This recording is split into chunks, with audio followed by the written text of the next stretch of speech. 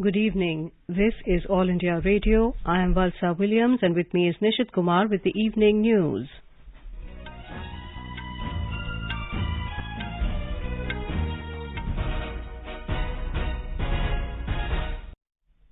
The headlines. Prime Minister Narendra Modi to virtually attend 5th BIMSTEC Summit being hosted by Sri Lanka tomorrow. External Affairs Minister Dr. S. Jaishankar calls upon BIMSTEC member states to collectively combat terrorism and violent extremism.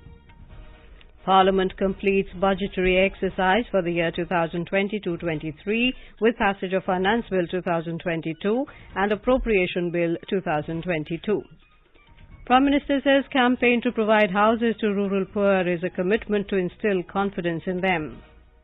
Assam and Meghalaya governments sign historic agreement to resolve interstate boundary dispute. President Ramnath Kovind launches Jal Shakti Abhiyan Catch the Rain 2022 to ensure water security in the country. Russia says it will reduce military activities near Kiev after face-to-face talks with Ukraine in Istanbul. And in IPL cricket, match between Sunrisers Hyderabad and Rajasthan Royals underway in Pune. Prime Minister Narendra Modi will attend the 5th BIMSTEC Summit tomorrow. The summit, which is being held in virtual mode, will be hosted by Sri Lanka, the current chair of the 7-country grouping. BIMSTEC stands for Bay of Bengal Initiative for Multi-Sectoral Technical and Economic Cooperation. To prepare for the summit, meetings of BIMSTEC senior officials took place yesterday and the meetings of the BIMSTEC foreign ministers was held today. The COVID pandemic-related challenges and the uncertainties within the international system that all BIMSTEC members are facing imparts greater urgency to the goal of taking BIMSTEC technical and economic cooperation to the next level. This is expected to be the main subject of deliberations by leaders at the summit. The leaders are also expected to discuss the establishment of basic institutional structures and mechanisms of the group. External Affairs Minister Dr. S. Jaishankar participated in the 18th BIMSTEC ministerial meeting in Colombo today. In his address, Dr. Jaishankar called upon BIMSTEC member states to collectively combat terrorism, violent extremism, transnational crime, cyber attacks and narco-trafficking. He emphasized the grouping's commitment to intensify and expand areas of cooperation, especially connectivity, energy and maritime cooperation. Defence Minister Rajnath Singh today spoke to Defence Minister of Israel Benjamin Gantz over telephone. During the call, Rajnath Singh offered his sincere condolences on the loss of lives of innocent civilians due to recent terror attacks in Israel. He said terrorism is a threat to the world and it does not have any place in the civilized world. He said both the countries look forward to further strengthen the bilateral relations as India and Israel complete 30 years of full diplomatic relations. He said defence cooperation is the founding pillar of strategic partnership. Mr. Gantz informed Mr. Singh that his proposed visit to India has been postponed due to some unavoidable reasons and new dates will be worked out through diplomatic channels. Foreign Minister of Mexico, Marcelo Ebrard Casabon, will be on a 2-day visit to India from tomorrow. This is the first visit of Mr. Casabon to India in his capacity as Foreign Minister. External Affairs Minister Dr. S. Jaishankar and Mr. Casabon will undertake a comprehensive review of bilateral relations and will also discuss international issues of mutual interest. Parliament has passed the Finance Bill 2022 and Appropriation Bill 2022, with the Rajya Sabha returning them to the Lok Sabha after a detailed discussion. With this, the Parliament has completed its budgetary exercise for the year 2022-23. Replying to the discussion in Rajya Sabha, Finance Minister Nirmala Sitharaman stressed that India has continued to remain in the top 5 FDI recipient countries. She said investors from abroad have trusted the economic judgment of this government. So if 10 years of UPA, which is normally touted as very good, we did this, we did that, we've controlled everything, we were incentivizing the growth of the economy, could draw only some amount which was 65% lesser than what we've drawn, in spite of the kind of comments which have been made against this government saying you don't know how to manage the economy. I think that reflects how honestly both the Indian investors and also investors from abroad have trusted the economic management of this government under Prime Minister Modi. Prime Minister Narendra Modi today took part in the virtual Griha Pravesh ceremony of 5,21,000 houses built in Madhya Pradesh under the Pradhan Mantri Awas Yojana Gramin. Addressing the beneficiaries, Mr. Modi said the 5,21,000 houses built in villages under the scheme are the proof that the poor of the country are becoming empowered. He said this campaign of providing Pakka houses to the poor is not just a government scheme, but a commitment to instill confidence in the rural poor. He said this is the first step to bring the poor out of poverty. प्रधानमंत्री आवास योजना के तहत गांवों में बने ये 5.25 लाख घर देश में सशक्त होते गरीब का पहचान बन गए हैं। ये 5.25 लाख घर भाजपा सरकार के सेवा भाव की मिसाल है। ये 5.25 लाख घर गांव की गरीब महिलाओं को लखपति बनाने के अभियान का प्रतिबिंब है। Mr. Modi said when the efforts of an honest government and efforts of strong poor come together, poverty will be defeated. He said during Amrit Kal, effort is to take the basic facilities to every beneficiary. हमारा प्रयास है कि आजादी के अमृत काल में हम मूल सुविधाओं को हर लाभार्थी तक तेजी से पहुंचा सके। ऐसे ही काम के बल पर हम योजनाओं के सैचुरेशन यानी हर योजना के 100% लाभार्थियों तक पहुंचाने के संकल्प पर काम कर रहे हैं। गांव में जिस योजना का जो लाभार्थी होगा, हितधारक होगा, उसको उसका हक उसके घर तक पहुंचना चाहिए। इसके लिए हम लगे हुए हैं। सैचुरेशन के इस लक्ष्य का सबसे बड़ा लाभ ये है कि कोई गरीब योजनाओं के लाभ से छूटेगा नहीं। सरकार सब तक पहुंचेगी।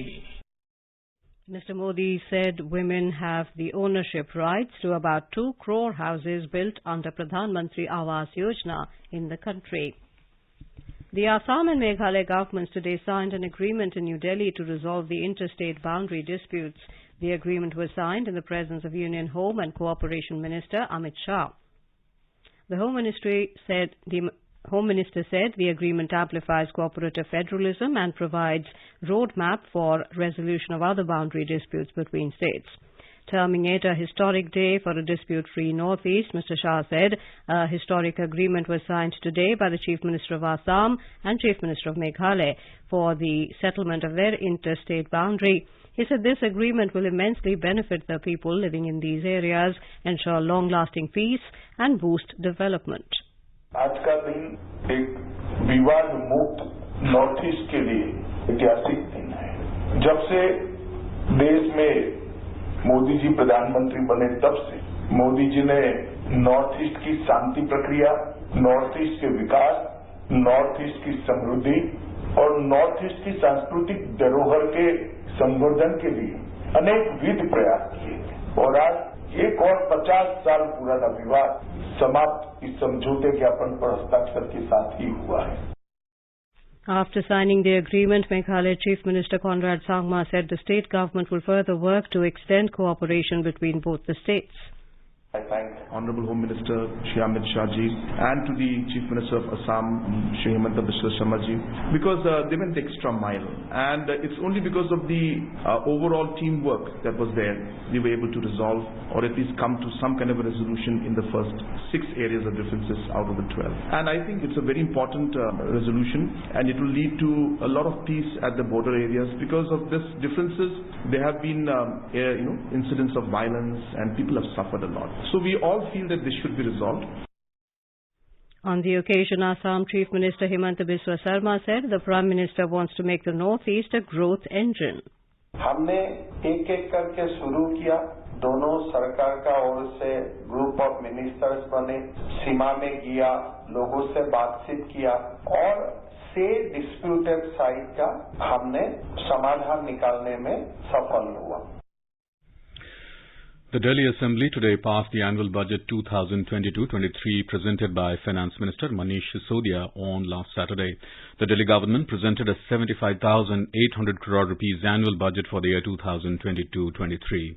Speaking after the discussion on annual budget, Delhi Chief Minister Arvind Kejriwal termed this budget as historic, saying this will pave the way for generating massive job opportunities in the next 5 years in the national capital.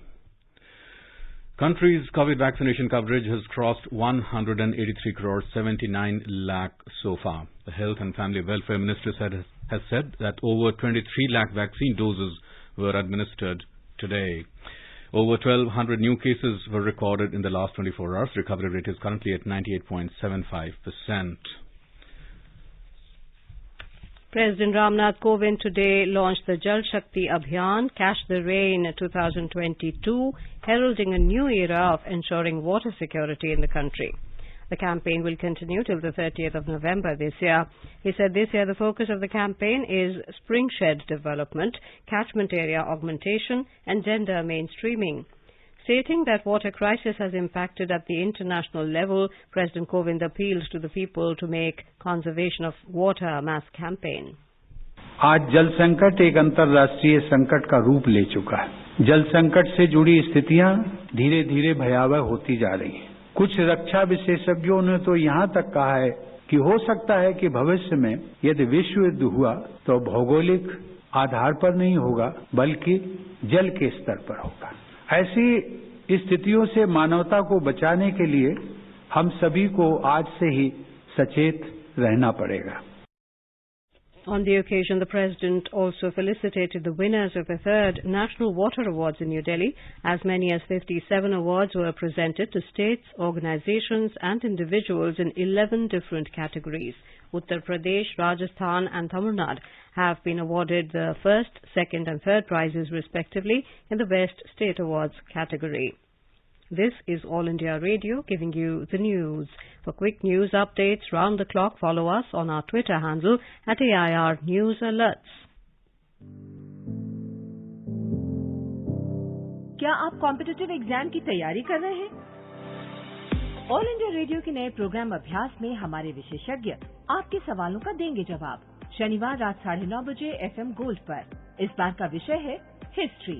आप इससे जुड़े सवाल WhatsApp करें 9289094044 पर या सवाल email भी कर सकते हैं। अभ्यास abhyas.airnews@gmail.com पर। इतिहास विषय पर आपके प्रश्न हमें 30 मार्च तक मिल जाने चाहिए। आपका अभ्यास हमारा प्रयास।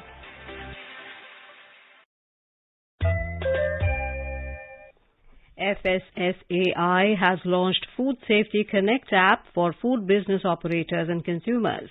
Download this app from Google Play Store and easily apply for Fssai registration. Consumers can use this app to register food-related complaints. Here is a review of proceedings in Parliament today. First from the Rajya Sabha. The writer is Sanjeev Chopra of the PTI. The Parliament today gave the approval to Appropriation Bill 2022 and the Finance Bill 2022, with the Rajya Sabha returning it following a discussion. The bills were passed by the Lok Sabha on Friday. Finance Minister Nirmala Sitharaman said India continues to remain among the top 5 foreign direct investment destinations in the world. She was replying to discussions on the bill.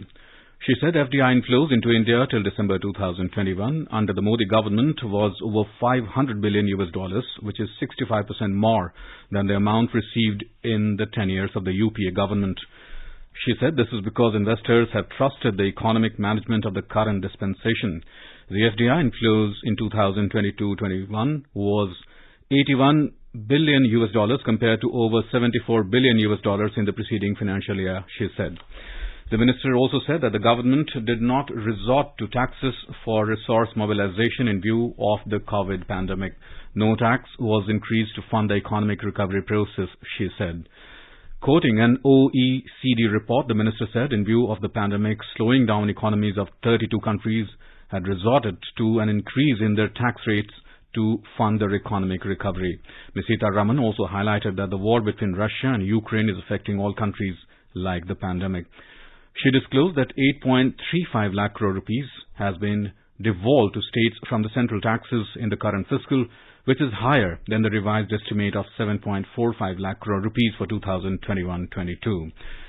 Sitaraman said that the union budget for 2022-23 will attract private investment and ensure a predictable economic recovery in the years to come.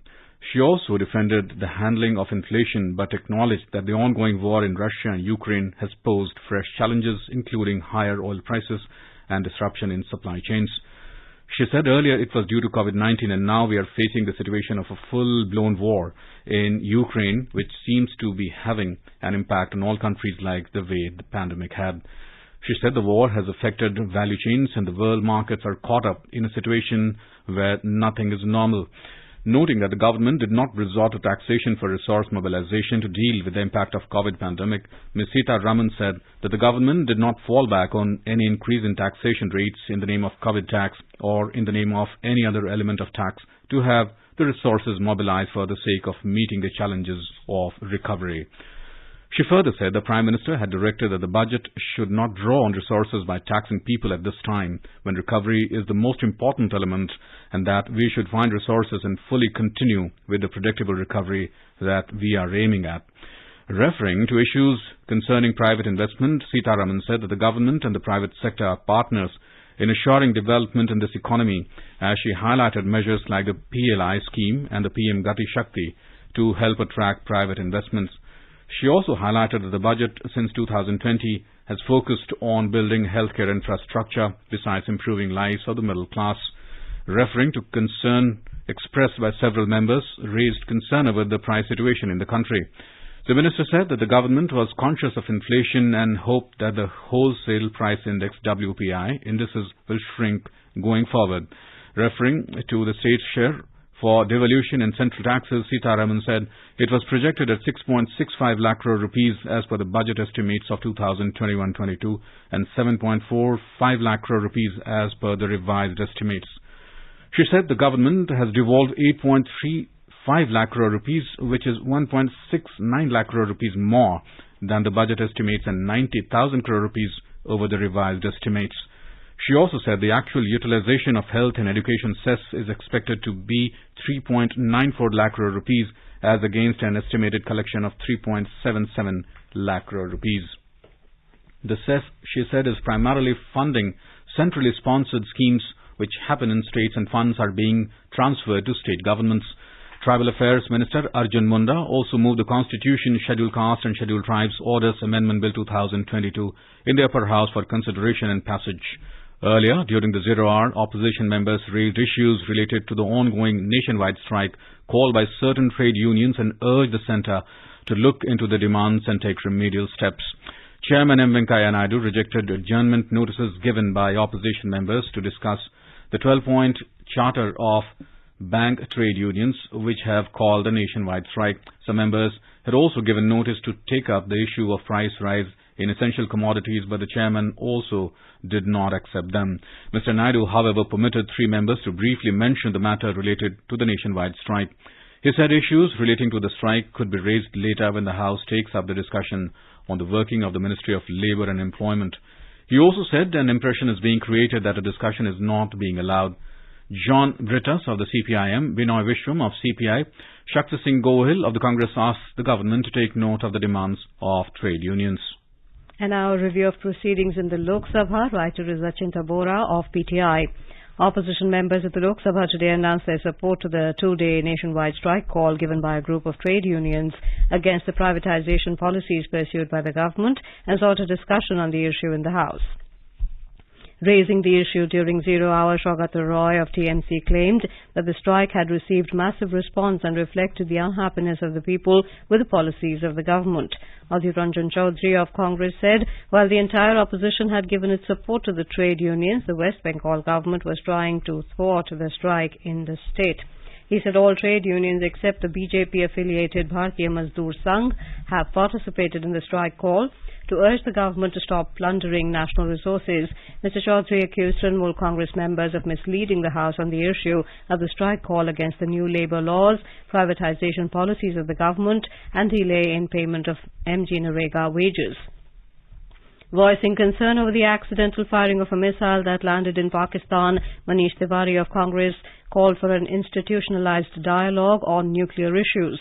Raising the matter during Zero Hour, he said facts suggest that Islamabad had prepared a retaliatory strike when the missile had entered their territory. He said the trajectory of the missile had a large number of civilian aircraft in its vicinity and there could have been an unintended catastrophe. We were lucky on that particular day, Tiwari said. He said the incident makes a strong case for an institutionalized dialogue with Pakistan on nuclear issues. He said Defence Minister Rajnath Singh had made a statement on the issue on March the 15th, informing the House that a court of inquiry had been ordered to probe the incident. Asking the government not to insult those killed in the 1921 Malabar Rebellion, T.N. Prathapan of Congress urged the centre to revisit the Indian Council of Historical Research to exclude them from the list of martyrs of the freedom movement. Raising the issue during Zero Hour, he said the Council should be reminded of its responsibility to celebrate the country's history and heritage without any political agenda. He said the Malabar Rebellion, also known as Mopla Rebellion, was a proud chapter in the history of India's freedom struggle, and the history of freedom fighters should be an inspiration to forge unity. The Chartered Accountants, the Cost and Works Accountants, and the Company Secretaries Amendment Bill 2021 was moved today in the Lok Sabha for consideration and passage. The Corporate Affairs Ministry introduced the bill in Parliament last December, whereby changes have been proposed to existing legislations governing the Apex Institutes of Chartered Accountants, Cost Accountants and Company Secretaries. Initiating the discussion on the bill, M.K. Vishnu Prasad of Congress accused the government of interfering in an autonomous institution by bringing in amendments to a law on cost and chartered accountants and said the move will infringe on the independence of the apex body. Prasad said while the Institute of Chartered Accountants of India is a statutory and autonomous body, it is still under the control of the Ministry of Corporate Affairs Ministry. He also said that the ministry does not provide funding to the institute. Subhash Chandra Beharia of BJP said it was wrong to imply that the ICAI will forego its independence if the amendments are incorporated. The bill does not affect the autonomy of the institute. The 3 government nominees in the committee are also chosen from a panel recommended by the ICAI council members, he said.